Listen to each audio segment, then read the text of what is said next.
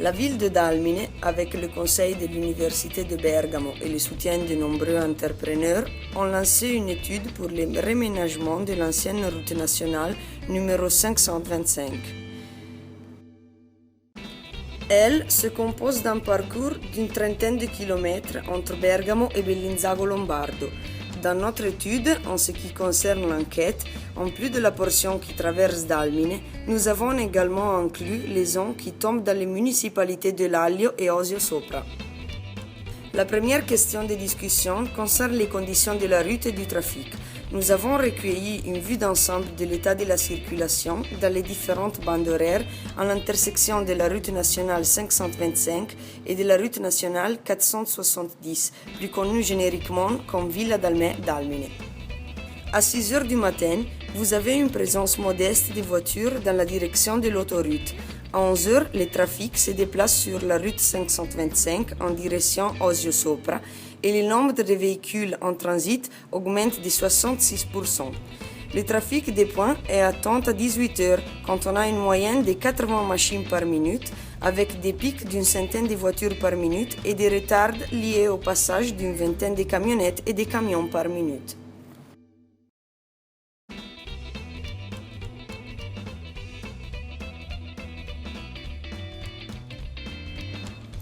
Pendant la nuit, il y a un autre problème lié aux camionneurs qui dorment sur les côtes de la route sans mesures de sécurité appropriées.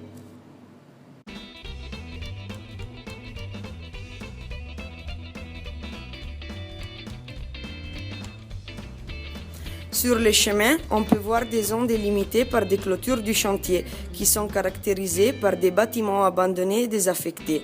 En plus, près des ces zones, on peut trouver des bonnes quantités de déchets jetés dans des modestes décharges abusives.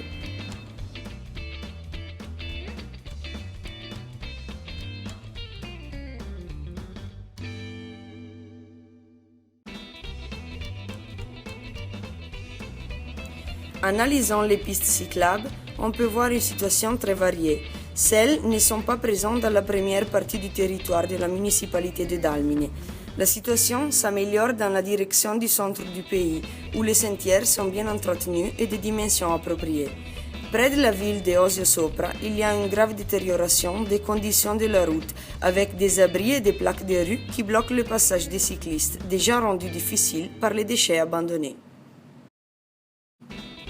En bleu est représentée l'autoroute A4 Torino-Venezia qui croise la route principale 525 avec un autopont au début de la zone industrielle. En mètre précédent, l'autoroute est déjà placée à une altitude supérieure et de ce point de vue, on peut voir les paysages environnant la sortie de Dalmine. Un autre aspect à considérer est l'intersection avec les binaires du chemin de fer privé, où il y a la présence d'un passage à niveau complètement sans surveillance.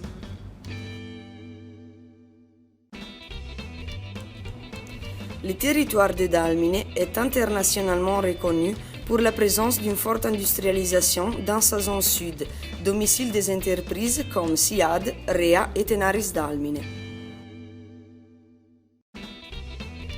Sur le chemin, il y a la présence de nombreuses activités et services allant du secteur commercial au secteur énergétique et alimentaire, lesquels, pris ensemble, sont une source de revenus économiques pour la ville.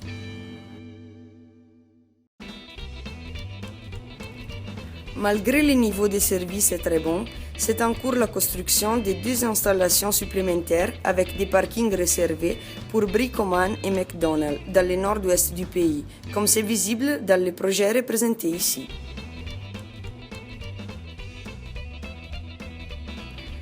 Dans la nuit, il y a un mauvais phénomène représenté par la prostitution de nombreuses jeunes filles, parfois des mineurs, des 2 côtés de la route.